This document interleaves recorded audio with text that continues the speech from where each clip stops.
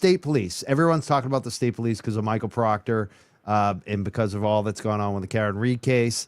And there's also some new news about like the migrant centers where we're spending so much money. I'm not against migrants. I'm not trying to be mean, but it's like we're spending a lot of money on that program, and there seems like there's no oversight. Would you end up auditing those? Like, how does that work? Yeah, I'm really glad I stayed on for these questions, because I will, see in the comment section sometimes, or just, from the haters are going to hate, oh, she's focused on this audit of the legislature. Why doesn't she audit the state police? Why doesn't she audit the MBTA? Why doesn't she audit the shelter system? We are auditing all of those things, friends. It is actually something that we have been doing. The state police has been under audit with multiple other agencies. We're getting ready to release a report. And we actually did release a report recently already of the state police crime lab and about rape kits in particular that have not been being processed correctly and have not been being processed timely, where there's a huge lack of oversight. And we need to continue to update those processes, make sure there's accountability. We've called on the Executive Office of Public Safety to provide necessary oversight there.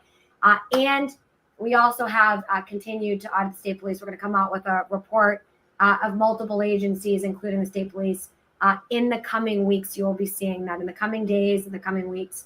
We also are getting ready to release another report of the MBTA. We did a performance and safety audit already, identifying safety improvements that were necessary, performance improvements that are necessary. But we're getting ready to release tomorrow another report. We're doing an ongoing series, breaking it up into smaller reports. They're not really small reports, but there are a lot of challenges over there, and our office is not resourced to just audit the whole MBTA at one time. We just don't have the resources to be able to do that. So we're breaking some of the work regarding the MBTA up into pieces and releasing a series of reports. We'll be releasing another report on the MBTA tomorrow. And as far as the migrant crisis goes, look, friends, Democrats, Republicans, conservatives, progressives, everybody in between, has been raising concerns with our office regarding transparency and accountability, raised concerns about contracting and other issues. So our office is doing its part. I know folks have also called on the Office of the Inspector General to also examine some issues. And we had the Republicans come out yesterday and call on my office to conduct an audit. We were able to report back to them that we had actually already started the audit, but we are very happy to meet with anybody who wants to meet with us about their concerns, but also call on the Inspector General's office to do their part. So the Office of the State Auditor has some issues that it can examine regarding process, procedures, and some of the financials over there. There's a lot to examine. We're going to do our part and examine what we're able to examine with our very limited resources. We have been retaliated against by the legislature. They have funded us to the tune of 4 to 5 times less of an increase than our constitutional counterparts. Other constitutional offices got 9 and 10% increases.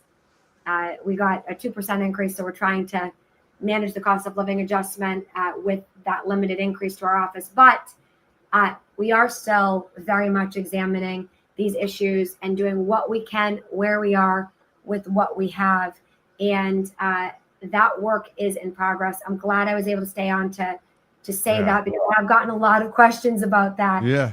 The reason why folks hear about the legislative audit so much is because that's frankly what folks worked really hard on and they want to hear about. So obviously the media has been covering that a lot more because that's what people have been interested in. But just know that these other audits very much are ongoing. Again, our office audited over 100 agencies last year, and we're still releasing these reports. And if you go to my website, the Office of State Auditor's website, mass.gov/auditor, and you scroll down, you can take a look at a lot of these different reports. And if you have any questions, feel free to reach out. Mike's got my contact information. And